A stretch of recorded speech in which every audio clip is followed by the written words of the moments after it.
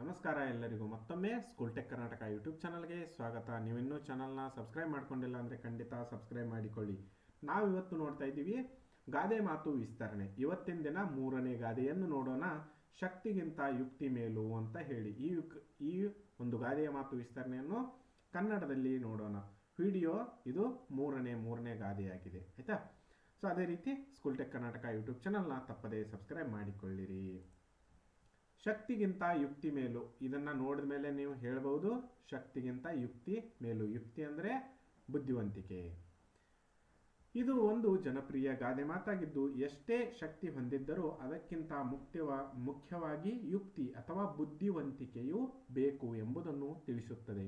ಈತಲ್ವಾ? ಯುಕ್ತಿ ಅಂದರೆ ಬುದ್ಧಿವಂತಿಕೆ ಅಥವಾ ಬುದ್ಧಿ. ನೋಡೋಣ ಏನಿದೆ. ಶಕ್ತಿ ಎಂದರೆ ಇಲ್ಲಿ ದೈಹಿಕ ಸಾಮರ್ಥ್ಯ ಎಂದರ್ಥ. ಮಾನವನು ಸಾಧನೆಯ ಹಾದಿಯಲ್ಲಿ ಮುನ್ನಡೆಯಲು ಶಕ್ತಿ ಬೇಕೇ ಬೇಕು.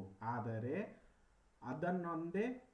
ಅದೊಂದನ್ನೇ ನಂಬಿ ಬದುಕಲು ಸಾಧ್ಯವಿಲ್ಲ. ಒಂದು ದೊಡ್ಡ ಬಂಡೆಯನ್ನು ಶಕ್ತಿವಂತನಾದವನು ಕೈಯಿಂದ ಅಲುಗಿಸಲು ಸಾಧ್ಯವಾಗದೇ ಇರಬಹುದು.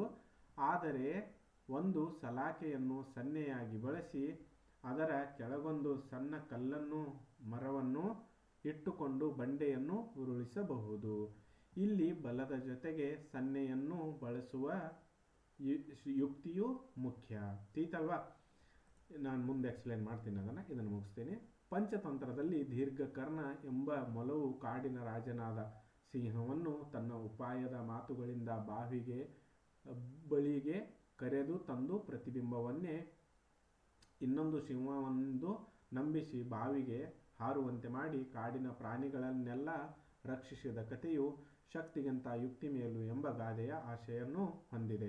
ಇದರ ಅರ್ಥ ನೋಡೋಣ. ಇನ್ನು ಇಲ್ಲೇನಾಗುತ್ತೆ ಅಂದರೆ, ಒಂದು ದೊಡ್ಡ ಬಂಡೆ ಇರುತ್ತೆ, ಅದನ್ನು ಶಕ್ತಿವಂತವನಾದರೂ ಎತ್ತಬಹುದು. ಆದರೆ ಅದರ ಕಲ್ಲು ದೊಡ್ಡದಿತ್ತಂದರೆ ಅವನ ಕೈಯಲ್ಲೂ ಕೂಡ ಎತ್ತಲಿಕ್ಕೆ ಸಾಧ್ಯವಿಲ್ಲ.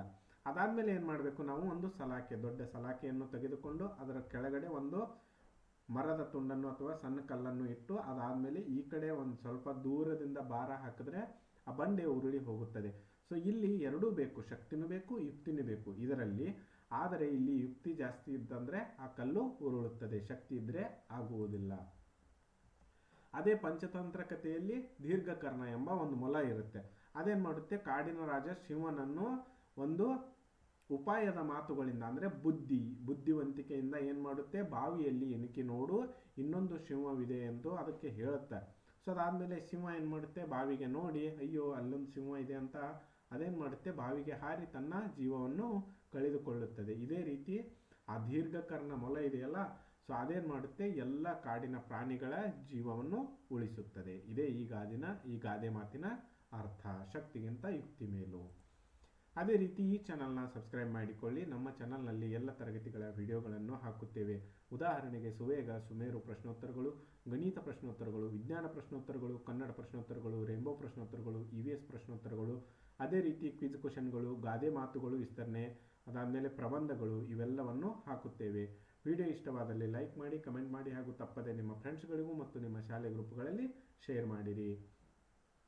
ಸ್ಕೂಲ್ ಟೆಕ್ ಕರ್ನಾಟಕ ಯೂಟ್ಯೂಬ್ ಚಾನಲ್ನ ತಪ್ಪದೇ ಸಬ್ಸ್ಕ್ರೈಬ್ ಮಾಡಿಕೊಳ್ಳಿರಿ. ಈ ವಿಡಿಯೋ ವೀಕ್ಷಿಸಿದ್ದಕ್ಕಾಗಿ ಧನ್ಯವಾದಗಳು. Thanks for watching. ನಾವು ಮತ್ತೆ ಮುಂದಿನ ವಿಡಿಯೋದಲ್ಲಿ ಭೇಟಿಯಾಗೋಣ.